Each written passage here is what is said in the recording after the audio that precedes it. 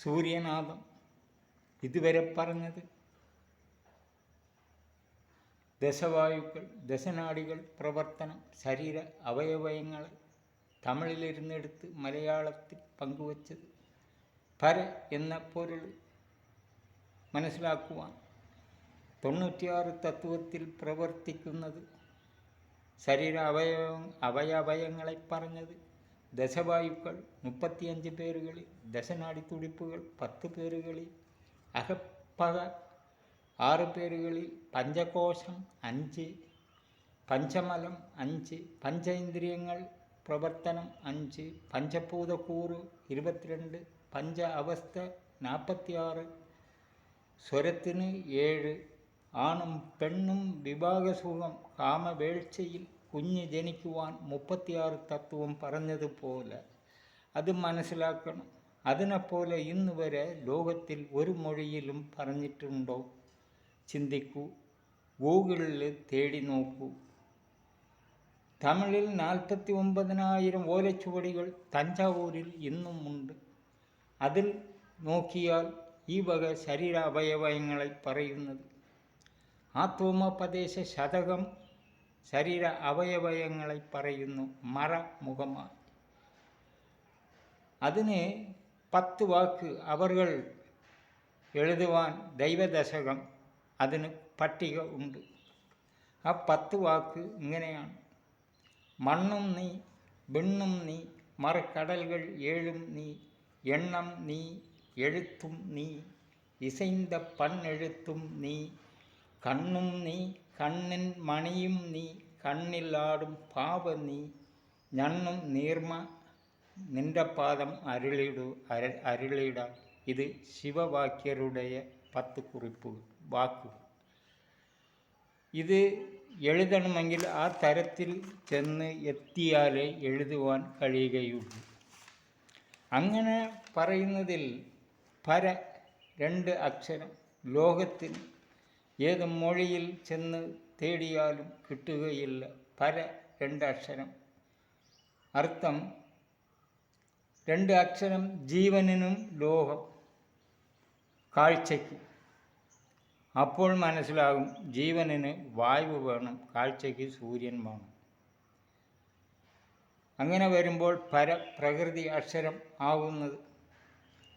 പരവാക്ക് വായ്മൊഴി താരയായി പറഞ്ഞ കാലം ഭാരതത്തിൽ സിമൻറ്റ്, ടാറ് റോഡ്, ഓട്, ടൈം പീസ് ഇല്ലാത്ത കാലം, ഓലക്കുടിലുകൾ. ആ കാല ജീവിതത്തിൽ അവരുടെ ഇന്ന് 60 വയസ്സ് കഴിഞ്ഞവരോട് ചോദിച്ചാൽ പറയും ആ കാലം പറഞ്ഞത്. പരപര വെട്ടത്ത് പോയി മോന്തിക്ക് വന്നു എന്നത് ഭാരതമൊഴിയിൽ പര എന്ന വാക്ക് ഏത് ഭാഷയിലും അതിനോട് ചേർന്ന് വരും. ABCD അർത്ഥം അറിഞ്ഞാൽ ഇതിൻ്റെ അർത്ഥം അറിയുകയില്ല. ഇതിൻ്റെ ഉത്ഭവം തേടി പറയുകയും ഇല്ല. ABCD അർത്ഥം അറിയാതെ ഭാരതമൊഴിയിൽ ഗ്രന്ഥങ്ങൾ പറയുന്നത്. അത് ഭക്തി ശരീരമാക്കുവാൻ തേടി നടക്കുന്നവർക്ക്, ഇന്നും മതം വിട്ടവർക്കും ഇവ മനസ്സിലാക്കാം പറയുന്നതിൻ്റെ ഉൾപ്പൊരുൾ. സംശയ നിഴലിൽ ചൂണ്ടുവാൻ കഴിയുകയില്ല.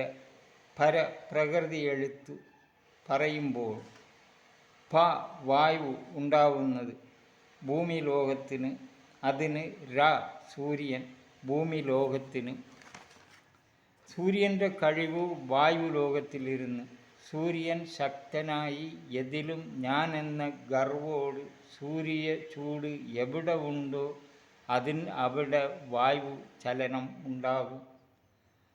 ഇത് എന്തിന് പറയുന്നു? ഇത് ഭക്തി ശരീരത്തിന് ആവശ്യമാണ്. അതിനാണ് ശരീരത്തിരയം ശരീരത്തിന് പറഞ്ഞത്. അപ്പോൾ വായു ഒന്നാമൻ, ഭൂമി സൂര്യ ഉദയം അസ്തമമായാൽ വായു ഭൂമി ലോകത്ത് എപ്പോഴും പരന്ന് നിൽക്കും, നിറഞ്ഞു നിൽക്കും.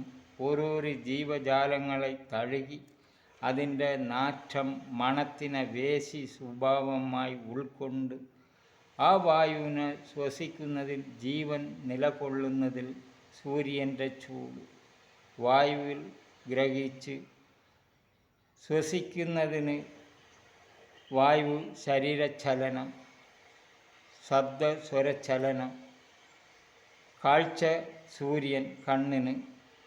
അപ്പോൾ ഇവ രണ്ടും ഇല്ലെങ്കിൽ ലോകം ഏത് വിഷയത്തിലും ഇല്ല എന്ന ബോധം മനസ്സിലാക്കിയാൽ ഇവിടെ പറഞ്ഞ 96 തത്വ ശരീരം പറഞ്ഞതും കേട്ടാൽ സൂര്യനാദം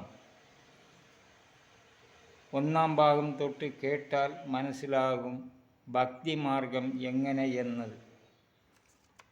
സൂര്യൻ്റെ വെളിച്ചം കാക്കയുടെ കണ്ണിന് ഭൂമിയെ കണ്ടാൽ അപ്പോൾ കരഞ്ഞ് മറ്റ് ജീവനുകളെ ഉണർത്തി വായുവിൽ കൂടി പറന്ന് ചലിച്ചു ആകാരത്തിന് പോകും.